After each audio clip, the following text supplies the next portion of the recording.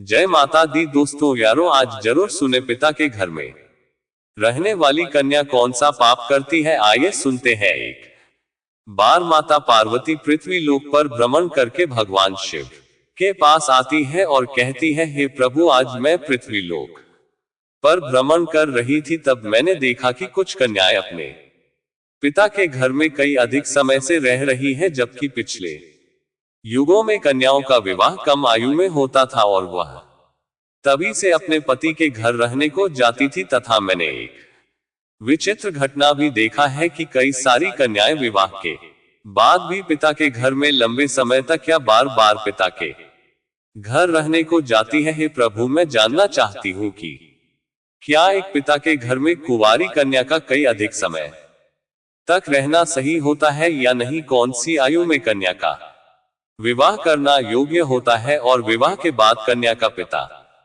के घर में रहने से कौन सा पाप लगता है। हे प्रभु, आप ही जगत के सत्य है और सत्य ही शिव है। शिव ही आदि और अनंत है। कृपा करें और मेरी जिज्ञासा को शांत करें। तब भगवान शिव मुस्कुराते हुए बोले, हे देवी, आज आपने जो प्रश्न किए हैं वह समस्त मानव जाति के कल्याण हेतु अत्यंत महत्वपूर्ण है। आज मैं आपको इन सारे प्रश्नों के उत्तर एक सच्ची घटना के माध्यम से देता हूँ। ये कथा मेरे प्रभु श्री कृष्ण के काल द्वापर युग के है। हे देवी पार्वती, आप इस कथा को ध्यान से सुने। जो भी प्राणी इस कथा का श्रवण तथा प्रसार करता है, उनके मैं 100 अपराध माफ करता हूँ और मृत्यु के बाद वह प्राणी अनंत काल तक मेरे साथ कैलाश में वास करता है। तब माता पार्वती कहती है, हे प्रभु, मैं इस कथा को ध्यान से पूरा अवश्य सुनूंगी और इस कथा का प्रसार भी करूंगी। कृपया आप इस कथा को सुनाना प्रारंभ कीजिए। तब भगवान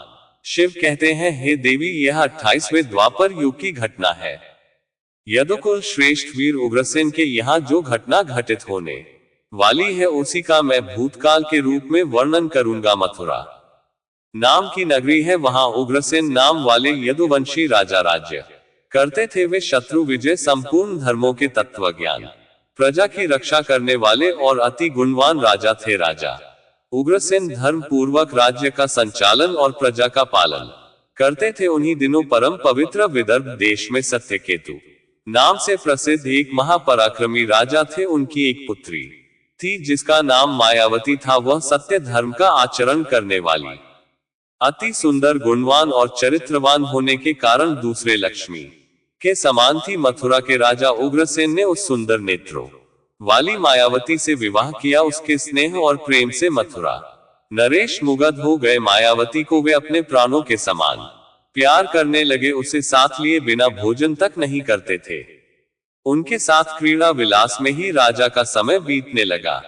भगवान शिव कहते हैं, हे देवी, मायावती के बिना उन्हें एक क्षण भी चैन नहीं पड़ता था। इस प्रकार से आने वाले प्रतिदिन उन दोनों पति पत्नी में प्रेम बढ़ने लगा। कुछ समय के बाद विदर्भ नरेश सत्यकेतु ने अपनी पुत्री मायावती को याद किया और उसकी मां भी उसे ना देखने के कारण बहुत दुखी थी। फिर एक दिन उन्होंने अपनी बेटी के हालचाल जानने हेतु मथुरा नरेश उग्रसेन के पास अपने दूत भेजे। दूतों ने वहां जाकर आदर पूर्वक राजा उग्रसेन से कहा, महाराज विदर्भ नरेश सत्यकेतु ने अपनी कन्या और इस राज्य की महारानी के कुशल समाचार जानने हेतु हमें यहाँ भेजा है। आपको हमारा सादर प्रणाम। अगर उनका प्रेम और स्नेह पूर्ण अनुरोध आपको स्वीकार हो तो राजकुमारी मायावती को उनके यहाँ भेजने की व्यवस्था कीजिए। वह अपनी पुत्री को देखना चाहते हैं। राजा उग्रसेन ने जब दूतों के मुंह से यह बात सुनी तो वे भी प्रसन्न हो गए, क्योंकि वे भी चाहते थे कि रानी मायावती को आराम करने हेतु उनके पिता के यहाँ जाना चाहिए। तब उन्होंने स्नेह और उदारता के साथ अपनी पत्नी मायावती को विदर्भ राजा के यहाँ भेज दिया। पति के भेजने पर मायावती बड़ी खुशी के साथ अपने मायके आ गई। वहां पहुंचकर उन्होंने पिता के चरणों में प्रणाम किया। उनके आने से महाराज सत्यकेतु को भी बड़ी प्रसन्नता हुई। रानी मायावती वहां अपनी सखियों के साथ मंत्रमुग्ध होकर घूमने लगी। पहले की ही भांति घर, वन, तालाब और राज्य में विहार करने लगी, क्योंकि विवाह के बाद पहली बार अपने पिता के यहाँ आई थी। यहाँ आकर वह फिर से बालिका बन गई। फिर कुछ दिन बीतने के बाद वह भूल गई कि उनका विवाह हो चुका है, उनके बर्ताव में अब लज्जा या संकोच का भाव नहीं रहा। फिर भगवान शिव कहते हैं, हे देवी, एक दिन की बात है, रानी मायावती अपनी सखियों के साथ एक सुंदर पर्वत पर सैर के लिए गई। वहां एक रमणीय वन दिखाई दिया जो केलों के उद्यान से शोभा पा रहा था, उस पर भी फूलों की बहार थी। तब राजकुमारी मायावती ने देखा कि एक और ऐसा रमणीय पर्वत, दूसरी ओर सुंदर वन और बीच में स्वच्छ जल से भरा सर्वभद्र नामक तालाब है, एक छोटी बालिका की तरह वह अपनी सखियों के साथ खेलने लगी। वे सभी इस संसार को भूलकर खेलकूद में मग्न होकर पूरी तरह से डूब गई। फिर वे तालाब में उतर गई और हंसती गाती हुई जल क्रीड़ा करने लगी। उसी समय कुबेर का सेवक गोबल नाम का एक दैत्य दिव्य विमान में बैठकर आकाश मार्ग से कहीं जा रहा था। तब उसी समय तालाब के ऊपर आने पर उसकी दृष्टि मनमोहन सुंदर विदर्भ की राजकुमारी मायावती पर पड़ी, जो निर्भय होकर स्नान कर रही थी। गोबल के पास देवीय शक्ति होने के कारण उसने निश्चित रूप से जान लिया कि यह विदर्भ नरेश की कन्या और महाराज उग्रसेन की प्यारी पत्नी है। तब वो मन ही मन कहने लगा, यह तो पतिव्रता होने के कारण आत्मबल से ही सुरक्षित है, किसी भी पुरुषों के लिए इसे प्राप्त करना अत्यंत कठिन है। उग्रसेन अत्यंत महामूर्ख है जो उसने ऐसे सुंदर पत्नी को मायके भेज दिया है। ये पतिव्रता नारी पराया पुरुष के लिए दुर्लभ है और इधर कामदेव मुझे अत्यंत पीड़ा दे रहा है। मैं किस प्रकार इसके निकट जाऊं और कैसे इसका उपभोग करूं? भगवान शिव कहते हैं, हे देवी, राजकुमारी मायावती की सुंदरता पर मोहित दानव गहरी सोच में पड़ गया और फिर उसने अपने लिए एक उपाय निकाल लिया। फिर वह दानव गोबल ने महाराज उग्रसेन का माया में रूप धारण कर लिया और वही अंग, वैसे ही वस्त्र, उसी तरह का भेष और वही अवस्था पूर्ण रूप से राजा उग्रसेन सा होकर वह पर्वत के शिखर पर उतरा और फिर अशोक वृक्ष की छाया में शीला के ऊपर बैठकर उसने मधुर स्वर से संगीत सुरों को छेड़ दिया। वह गीत संपूर्ण विश्व को मोहित करने वाला था, ताल और उत्तम स्वर से युक्त। उस मधुर गीत को सखियों के मध्य में बैठी हुई सुंदरी मायावती ने भी सुना। वह सोचने लगी, ऐसा मनमोहक कौन गायक ये गीत गा रहा है। राजकुमारी मायावती के मन में उसे देखने की तीव्र इच्छा हुई। उसने सखियों के साथ जाकर देखा, तब अशोक की छाया में सुंदर प्रतापी बैठा हुआ कोई पुरुष का रहा था। वह महाराज उग्रसेन जैसा दिखाई पड़ता है। भगवान शिव कहते हैं, हे देवी, वास्तव में तो वह राजा के भेष में नीच दानव गोबल ही था। राजकुमारी मायावती विचार करने लगी कि मेरे स्वामी मथुरा नरेश अपना राज्य छोड़कर इतनी दूर कब और कैसे चले आए। वह इस प्रकार सोच ही रही थी कि उस पापी ने स्वयं ही पुकारा, हे प्रिया, आओ, तुम्हारे बिना मैं नहीं जी सकता। तुमसे अलग रहकर मेरे लिए इस प्रिय जीवन को व्यतीत करना भी असंभव सा हो गया है। तुम्हारी स्नेह ने मुझे मोह लिया है, अतः मैं तुम्हें छोड़कर कहीं भी नहीं रह सकता।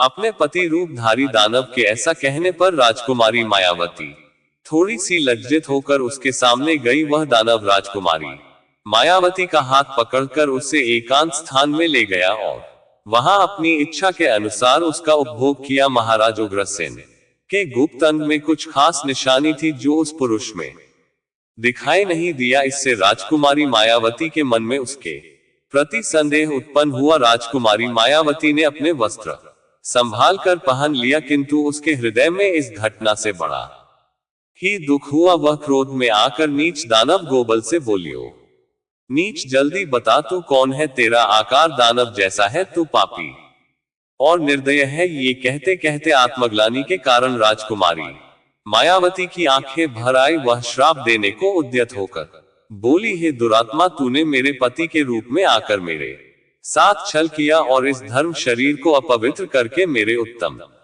पति वृत्ति का नाश कर डाला है। अब यही तू मेरा भी प्रभाव देख ले, मैं तुझे अत्यंत कठोर श्राप दूंगी। राजकुमारी मायावती की बात सुनकर दानव गोबल ने कहा, हे पतिव्रता नारी, भगवान विष्णु तथा उत्तम ब्राह्मण के भय से तो समस्त राक्षस और दानव दूर भागते हैं। मैं तो दानव धर्म के अनुसार ही इस पृथ्वी पर विचरण कर रहा हूं। पहले मेरे दोष का विचार करो कि किस अपराध पर तुम मुझे श्राप देना चाहती हो तब।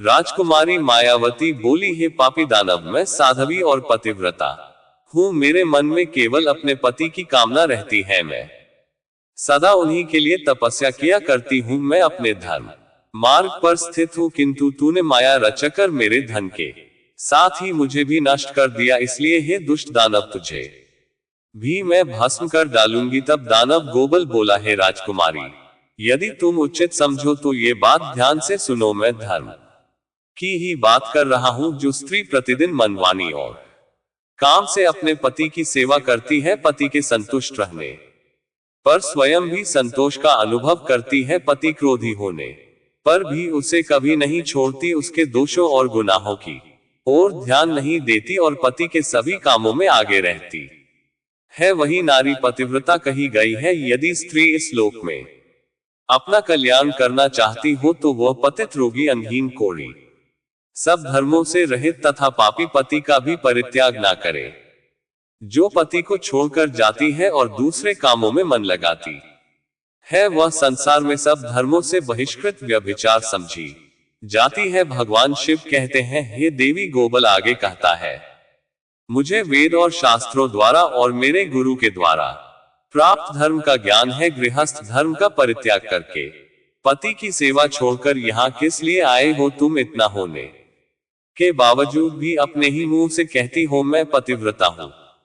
कर्म से तो तुम में पतिव्रत का छोटा सा अंश भी नहीं दिखाई देता। तुम डर भय छोड़कर पर्वत और वन में मतवाली होकर घूमती फिरती हो, इसलिए तुम पापिनी हो। मैंने यह महान दंड देकर तुम्हें सीधी राह पर लाया है। अब कभी तुमसे ऐसी दृश्यता नहीं हो सकती। बताओ तो पति को छोड़कर किस लिए यहाँ आए हो? ये श्रृंगार, यह आभूषण तथा ये सुंदर वेशभूषा धारण करके क्यों खड़ी हो? पापिनी बोलो, ना किस लिए और किसके लिए यह सब किया है। कहाँ है तुम्हारा पति? वृत्य मेरे सामने व्याप्त चारणी स्त्रियों के समान बर्ताव करने वाली नारी, तुम इस समय अपने पति से 400 कोस दूर हो। कहाँ है तुम्हें पति को देवता मानने का भाव? पापिनी कहीं कि तुम्हें लज्जा नहीं आती? तुम्हें क्या मुझे ही अपने बर्ताव पर घृणा होती है?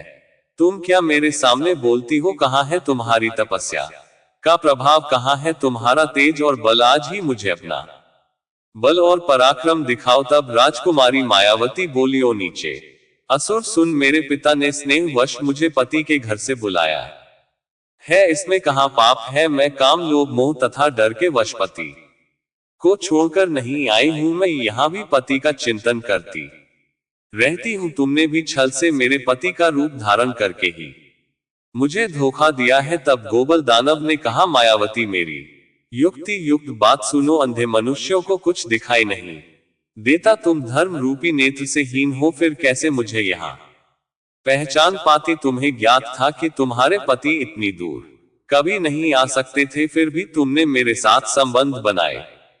जिस समय तुम्हारे मन में पिता के घर आने का भाव उत्पन्न हुआ, उसी समय तुम पति की भावना छोड़कर उनके ध्यान से मुक्त हो गई थी। पति का निरंतर चिंतन ही नारियों की धर्म है। जब वह नष्ट हो गया है तो क्यों स्वयं को पतिव्रता कहती हो? तब भगवान शिव कहते हैं, हे देवी, दानव गोबल कहता है, जब तुम्हारे हृदय की आंख ही फूट गई, तब ज्ञान नेत्र से हीन होने पर तुम मुझे कैसे पहचान पाती? दानव गोबल की बात सुनकर राजकुमारी मायावती जमीन पर बैठ गई। उसके हृदय में बड़ा दुख हो रहा था। तब दानव गोबल ने कहा, हे राजकुमारी, मैंने तुम्हारे उदर में जो अपने वीर्य की स्थापना की है, उससे तीनों लोगों को त्रास पहुंचाने वाला पुत्र उत्पन्न होगा। ऐसा कहकर वह दानव गोबल वहां से चला गया। भगवान शिव कहते हैं, हे देवी गोबल एक ज्ञानी दानव तो था, किंतु वह बड़ा ही दुराचारी और पापा आत्मा था। उसके चले जाने पर राजकुमारी मायावती अत्यंत दुखी होकर रोने लगी। जिसकी रोने की आवाज सुनकर सखियां उसके पास दौड़ी आई और पूछने लगी, हे राजकुमारी, आप क्यों रोती हो? मथुरा नरेश महाराज उग्रसेन कहाँ चले गए? राजकुमारी मायावती ने अत्यंत दुख से रोते रोते अपने चले जाने की सारी बात बता दी। फिर सभी सखियां उसे उसके पिता के घर में ले गई। उस समय वह शोक से कतराती हुई थर थर कांप रही थी। सखियों ने राजकुमारी मायावती के माता के सामने सारी घटना सुना दी। उसे सुनते ही महारानी अपने पति के महल में गई और उनसे कन्या का सारा वृतांत उन्होंने कह सुनाया। उसे सुनकर महाराज सत्यकेतु को भी बड़ा दुख हुआ। उन्होंने सवारी और वस्त्र आदि देकर कुछ लोगों के साथ पुत्री को वापस मथुरा में उसके पति के घर भेज दिया। राजा उग्रसेन मायावती को आए देख बहुत प्रसन्न हुए। वह रानी से बार कहने लगे, हे प्रिय, मैं तुम्हारे बिना जीवन व्यतीत नहीं कर सकता था। अच्छा हुआ तुम शीघ्र ही लौट आए। हे मायावती, तुम अपने गुण, शल, भक्ति, सत्य और पतिव्रत्य आदि सद्गुणों से मुझे अत्यंत प्रिय लगती हो। अपने प्रिय पत्नी मायावती से ऐसा कहकर महाराज उग्रसेन उसके साथ विहार करने लगे। सब लोगों को भय पहुंचाने वाला उसका भयंकर गर्भ दिन बदन बढ़ने लगा, किंतु उस गर्भ का कारण केवल मायावती ही जानते थी। अपने उदर में बढ़ते हुए उस गर्भ के बारे में मायावती को दिन रात चिंता बनी रहती थी। 10 वर्ष तक वह गर्भ बढ़ता ही गया। तत्पश्चात उसका जन्म हुआ। भगवान शिव कहते हैं, हे देवी, वह अति तेजस्वी महाबली दुराचारी प्रजा को कष्ट देने वाला कंस था, जिसके भय से तीनों लोगों के निवासी थर थर कांप उठे थे। उसके बाद भगवान श्री कृष्ण के हाथ से मारा गया, तब जाकर उसे मोक्ष की प्राप्ति हुई। तब माता पार्वती कहती हैं, हे प्रभु, ऐसी घटनाएं भविष्य में घटित होने वाली है, यह मैंने भी सुन रखा है। तब भगवान शिव कहते हैं, हे देवी, मैं आपसे जो कुछ कहा है वह समस्त पुराणों का निश्चित मत है। इस प्रकार पिता के घर में रहने वाली कन्या बिगड़ जाती है, अतः पिता को कन्या को घर में रखने का मोह नहीं करना चाहिए। भगवान शिव कहते हैं, हे देवी, अब मैं आपको एक कुंवारी कन्या के विषय में कुछ महत्वपूर्ण बातें बताता हूँ, सभी ध्यान से सुनो। जब कोई भी कन्या जवान हो जाती है तो वह विवाह के योग्य बन जाती है। तब माता पिता को योग्य वर का चुनाव कर उसका विवाह करना चाहिए। उसे कभी भी लंबे समय तक घर में नहीं रखना चाहिए। पति के घर में ही उसका पालन पोषण होना उचित है। वहां रहकर वह भक्ति पूर्वक जो उत्तम गुण सीखते हैं और पति की सेवा करती है, उसके कुल की कीर्ति बढ़ती है और पिता भी सुख पूर्वक जीवन व्यतीत करता है। ससुराल में रहकर यदि वह पाप करती है तो उसका फल पति को भोगना पड़ता है। वहां सदाचार पूर्वक रहने से वह सदा पुत्रों के साथ वृद्धि को प्राप्त होती है। कन्या के उत्तम गुणों से पिता की कीर्ति बढ़ती है और दोनों कुलों के पितृगण संतुष्ट होकर आशीर्वाद देते हैं। फिर भगवान शिव कहते हैं, हे देवी, दामाद के साथ भी कन्या को अपने घर नहीं रखना चाहिए। ऐसा करने से उस पुरुष के मान सम्मान में समय के साथ साथ कमी हो जाती है और उसे भी पाप लगता है। जब कन्या विवाह योग्य बन जाए तो पराये लोग उस पर बुरी नजर डालना शुरू करते हैं। ऐसे में कहीं वह भी किसी पराये पुरुष के साथ प्रेम संबंध बनाए, उसके पहले ही विवाह करना होता है। एक जवान कन्या पिता के घर में रखना मतलब खजाने भरा चोरों के बीच रखने के समान होता है, तथा उस स्त्री का गहना और पिता का सम्मान उस कन्या की इज्जत होती है,